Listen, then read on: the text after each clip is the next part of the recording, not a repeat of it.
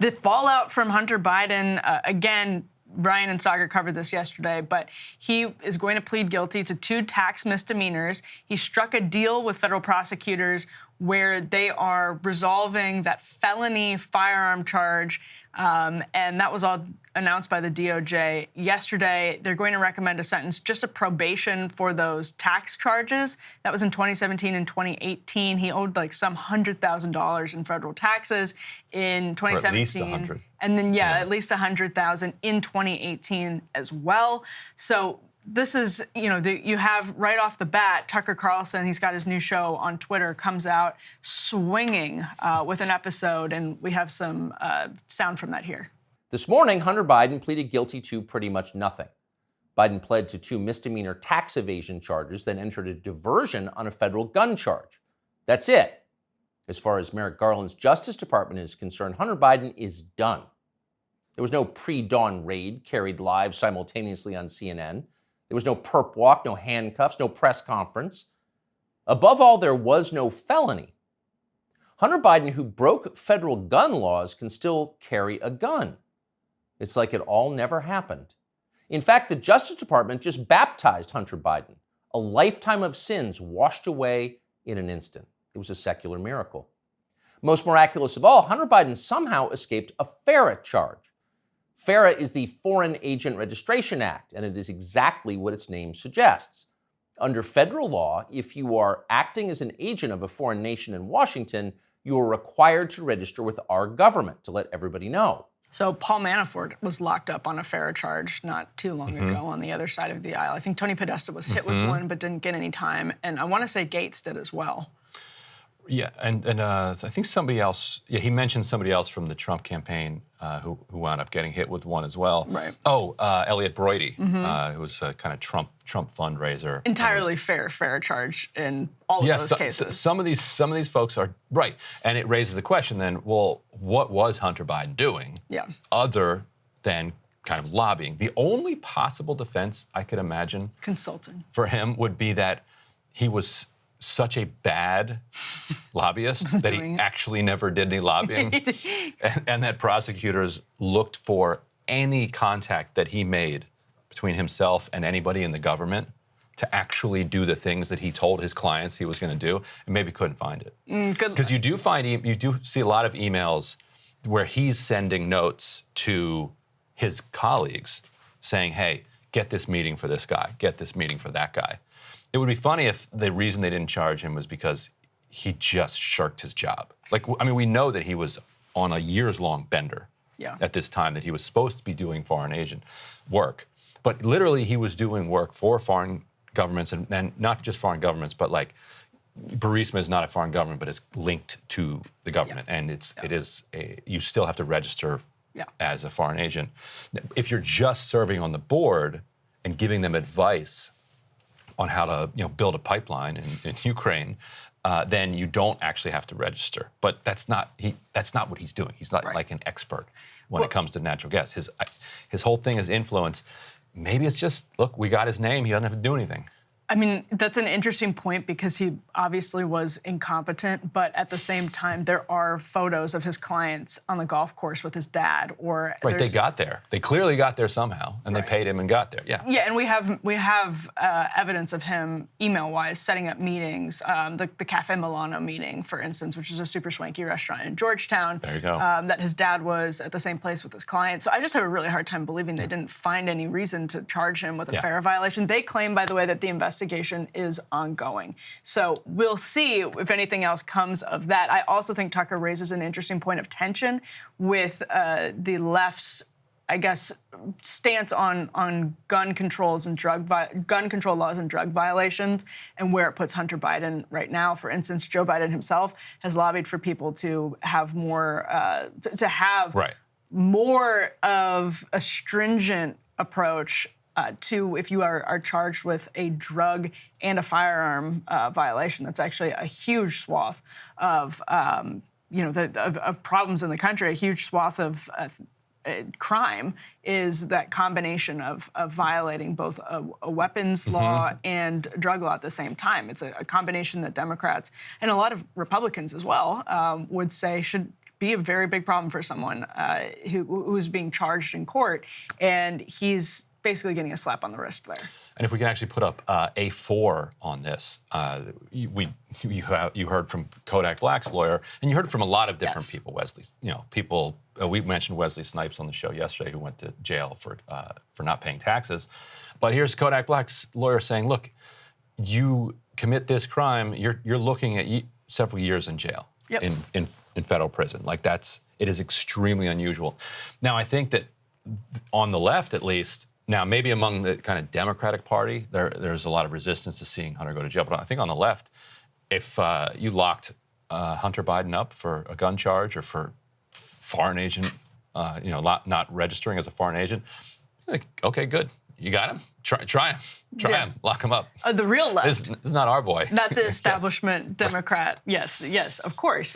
This is actually from The Federalist. In 2021, fewer than 1% of cases filed by U.S. attorneys in federal court resulted in the kind of pretrial diversion offered to Hunter. So fewer than 1% of cases. This is from Brett Tolman. He says, if Hunter's were a typical case, we would have expected a much more aggressive DOJ response. Mixing illegal drugs and firearms is usually a quick trip to the land of 5 or 7 year mandatory minimum sentences. And again, Hunter Biden is looking at probation, essentially. And I think the real story is that normally they wouldn't have prosecuted it at all.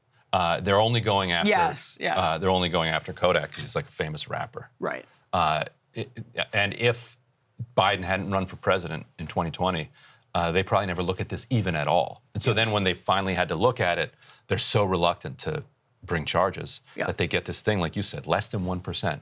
Just absolutely appalling for anybody who thinks that there's kind of equal protection under the laws. Joe Biden who has consistently said, "My son has done nothing wrong," which is now at odds with Hunter saying, "I'm pleading guilty." Wrong. I did something wrong. It felt like a lie so brazen that it wasn't a lie. It's like we have photos of him doing things wrong all the time. And so for you to then say, he wrote about it in his book, for you to tell us to our faces that he did nothing wrong, we know that you're either completely delusional or you're just saying this because it's your son. Anyway, he was asked about it at an event about artificial intelligence yesterday. And here's what he said real quickly. This is A2.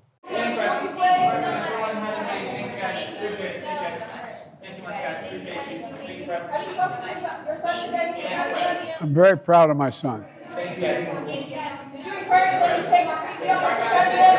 Donald Trump had a slightly different reaction.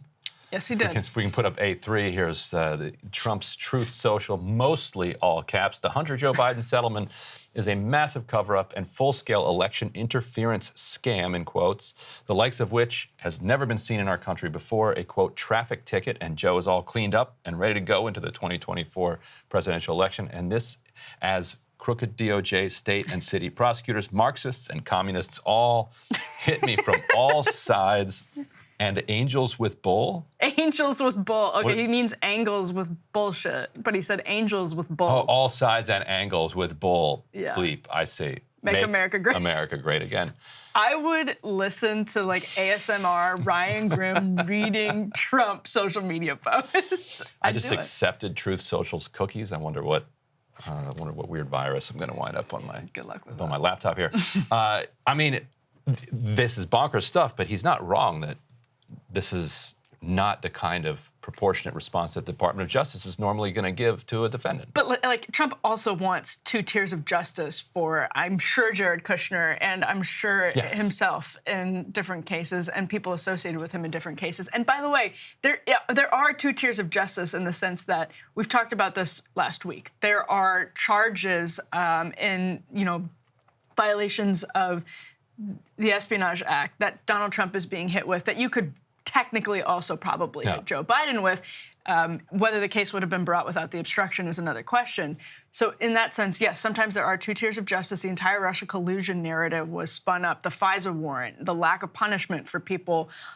You basically just have Kevin Kleinsmith getting in trouble. But that's Sure, that we can all agree that's wrong, but that doesn't mean that people in positions of power who are hit with partisan justice really want there to be one tier of justice. Right. Everybody wants there to be two tiers. They just disagree on who belongs in which tier. In which tier, right? And they all agree that they don't belong in jail. Yes. Yeah, that's true. The New York Post, I think, raised a good question. They actually wrote an editorial, and they raised a question about the timing. So they say, again, this investigation began back in 2018, and we know the feds soon had enough evidence to convict on the charges finally brought, perhaps before and surely soon after the 2020 election. Are we supposed to believe they held off so long? Because they were looking into more consequential crimes, only to suddenly decide that they couldn't prove anything else. I think this coming a week after the Trump charges down from Jack Smith. It is, we're in the new election cycle.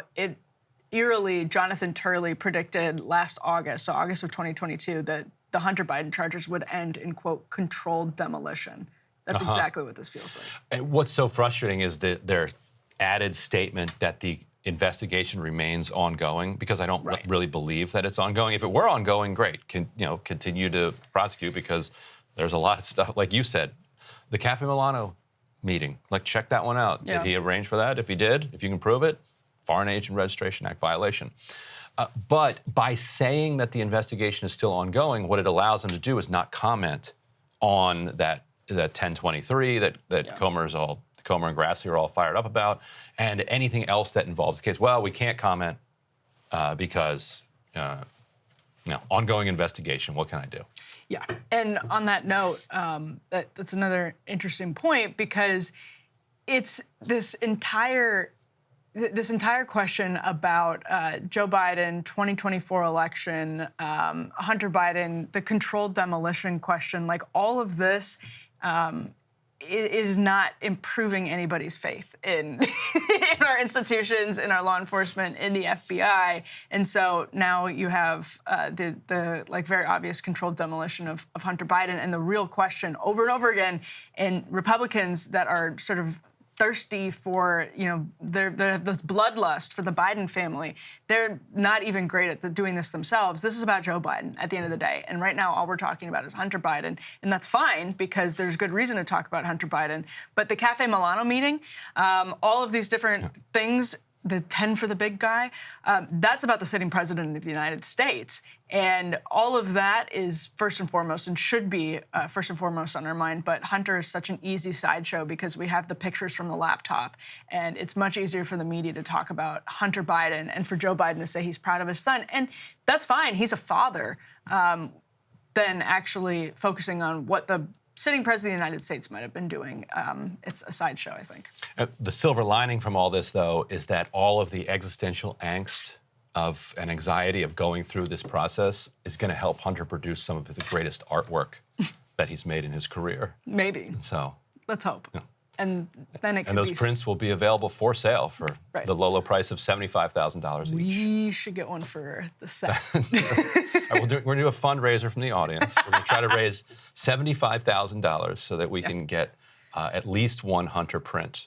And maybe some access to Ukrainian oligarchs. That's right. Oh, it'll pay for itself many times over. Well, let's hope. Absolutely. Hey guys, if you like that video, go to breakingpoints.com, become a premium subscriber, and help us build the best independent media organization on the planet. That's right. We're subscriber funded. We're building something new. We want to replace these failing mainstream media organizations. So again, to subscribe, it's breakingpoints.com.